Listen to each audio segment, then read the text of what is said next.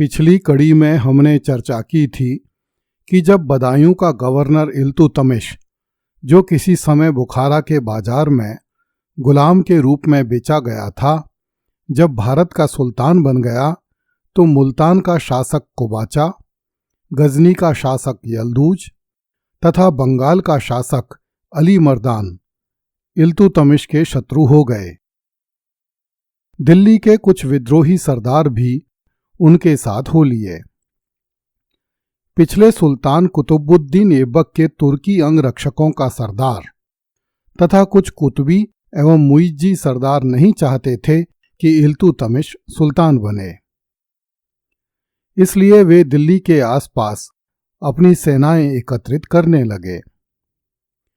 इल्तुतमिश को उनकी विद्रोही गतिविधियों के बारे में समय रहते ही पता चल गया, इसलिए इल्तुतमिश ने उन पर अचानक आक्रमण करके उन्हें बुरी तरह परास्त किया। उनमें से बहुतों को मौत के घाट उतार दिया तथा उनकी शक्ति को छिन्न भिन्न कर दिया। इस प्रकार इल्तुतमिश ने राजधानी दिल्ली को आंतरिक रूप से सुरक्षित बना लिया। इल्तुतमिश ने राजधानी में अपनी स्थिति सुदृढ़ करके दो आपके विद्रोही हिंदुओं की ओर ध्यान दिया। उसने बदायूं, कन्नौज तथा बहराइच पर आक्रमण करके वहां के शासकों का दमन किया। कछार के प्रांत पर भी उसने अपनी सत्ता स्थापित कर ली। इसके बाद इल्तुतमिश ने बहराइच को जीतकर वहां पर अपना प्रभुत्व स्थापित किया। इल्तुतमिश ने अवध पर भी आक्रमण किया तथा उसे अपनी सल्तनत में मिला लिया, परंतु संभवतः तिरहुत को अपने राज्य में नहीं मिला पाया। इल्तुतमिश ने बनारस तथा तराई के क्षेत्र के तुर्क सरदारों एवं हिंदू राजाओं को परास्त करके उन्हें अपना आधिपत्य स्वीकार करने के लिए बाध्य किया। इल्तुतमिश के गद्दी पर बैठने के कुछ समय बाद ख्वारिज्म के शाह ने गजनी पर आक्रमण करके उस पर अपना अधिकार कर लिया। इस पर गजनी का सुल्तान यल्दूज गजनी से भागकर लाहौर आ गया। लाहौर पर अधिकार करने के बाद उसने दिल्ली की ओर प्रस्थान किया। इल्तुतमिश पहले से ही इस विपत्ति का सामना करने के लिए तैयार था। उसने अपनी सुसज्जित सेना के साथ दिल्ली से प्रस्थान कर दिया तथा ईस्वी 1215 में तराइन के मैदान में यल्दूज को बुरी तरह परास्त किया। यल्दूज को बंदी बनाकर बदायूं के दुर्ग में भेज दिया गया, जहां कुछ समय बाद यल्दूज की हत्या कर दी गई। इस प्रकार इल्तुतमिश के एक बड़े प्रतिद्वंद्वी का नाश हो गया। इल्तुतमिश द्वारा यल्दूज को पराजित किए जाने के कुछ समय उपरांत मुल्तान तथा उच के शासक कुबाचा ने लाहौर पर अधिकार कर लिया। इस पर इल्तुतमिश ने एक सेना लाहौर भेजी। इस सेना ने कुबाचा को परास्त कर दिया। कुबाचा ने इल्तुतमिश का प्रभुत्व स्वीकार कर लिया। इसी समय ख्वारिज्म के शाह का पुत्र जलालुद्दीन मंगोलों के आक्रमण से त्रस्त होकर भारत आ गया तथा उसने कुबाचा के राज्य को लूटकर उसे नष्ट भ्रष्ट कर दिया। इससे कुबाचा की शक्ति तथा प्रतिष्ठा को बड़ा धक्का लगा। थोड़े ही दिनों बाद मंगोल सेना ने भी मुल्तान पर आक्रमण किया तथा कुबाचा को बड़ी क्षति पहुंचाई। खिलजी तुर्क भी इन दिनों सीमांत प्रदेशों में बड़ा उपद्रव मचा रहे थे। इस प्रकार कुबाचा की स्थिति बड़ी संकटापन्न हो गई। इस स्थिति से लाभ उठाकर ईस्वी 1227 में इल्तुतमिश ने मुल्तान पर आक्रमण कर दिया तथा मुल्तान पर अपना अधिकार कर लिया। इसके बाद इल्तुतमिश ने उच की ओर प्रस्थान किया। इस पर कुबाचा ने अपनी सेना तथा कोष के साथ भक्कर के दुर्ग में शरण ली। 3 महीनों के घेरे के बाद उच्च पर इल्तुतमिश का अधिकार हो गया। इससे कुबाचा इतना आतंकित हो गया कि अपने प्राणों की रक्षा के लिए उसने सिंध नदी से उस पार भाग जाने का निश्चय किया। जब वह एक नाव में बैठकर सिंध नदी को पार कर रहा था, तब नाव उलट गई और कुबाचा नदी में डूबकर मर गया। इस प्रकार इल्तुतमिश के दूसरे बड़े प्रतिद्वंद्वी का भी नाश हो गया। ईस्वी 1221 में मंगोलों ने चंगेज खां के नेतृत्व में भारत पर आक्रमण किया।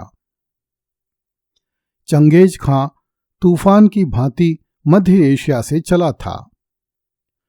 जब उसने ख्वारिज्म पर आक्रमण किया, तब वहां के शाह का पुत्र जलालुद्दीन भारत भाग आया, परंतु मंगोल उसका पीछा करते हुए भारत तक आ पहुंचे।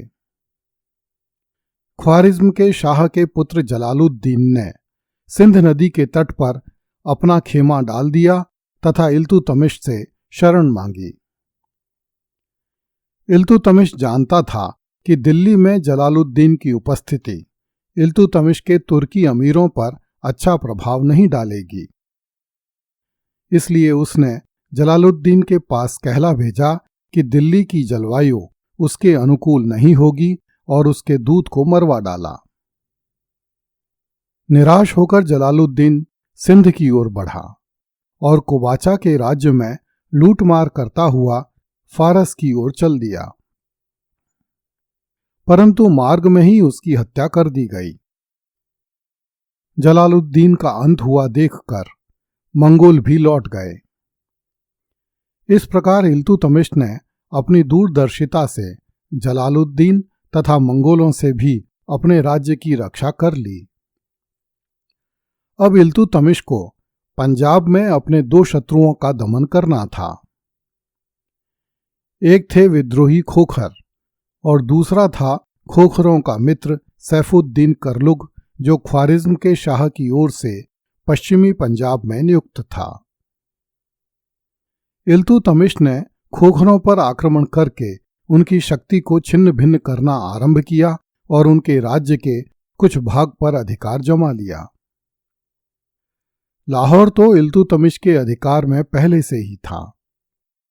पंजाब के अन्य प्रमुख नगर सियालकोट, जालंधर तथा नंदना आदि भी इल्तुतमिश के अधिकार में आ गए।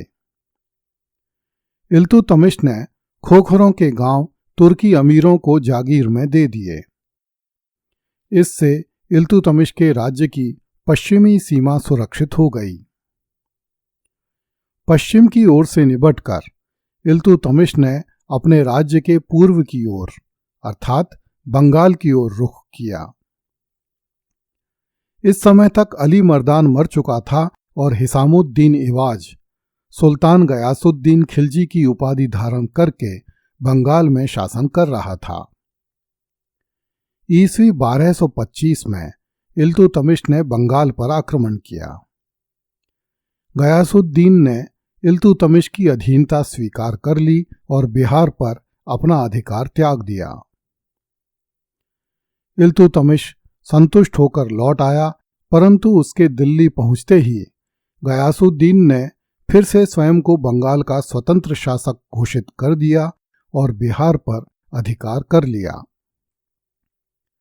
इस पर ईस्वी 1226 में इल्तुतमिश ने अपने पुत्र नासिरुद्दीन महमूद को बंगाल पर आक्रमण करने के लिए भेजा, जो उन दिनों अवध का गवर्नर था। नासिरुद्दीन ने गयासुद्दीन खिलजी को मारकर लखनौती पर अधिकार कर लिया। इल्तुतमिश ने नासिरुद्दीन को बंगाल का गवर्नर बना दिया। ईस्वी 1229 में नासिरुद्दीन के हटते ही बंगाल में फिर से विद्रोह की चिंगारी फूट पड़ी। इस पर इल्तुतमिश ने ईस्वी 1230 में पुनः बंगाल पर अधिकार कर लिया और अलाउद्दीन जैनी को वहां का गवर्नर नियुक्त किया। अलाउद्दीन जैनी ने बंगाल के विद्रोहियों को चुन चुन कर मौत के घाट उतारा। अगली कड़ी में देखिए राजस्थान के राजपूतों ने इल्तुतमिश को नाकों चने चबवा दिए। कृपया इस चैनल को लाइक, सब्सक्राइब एवं शेयर करें। धन्यवाद।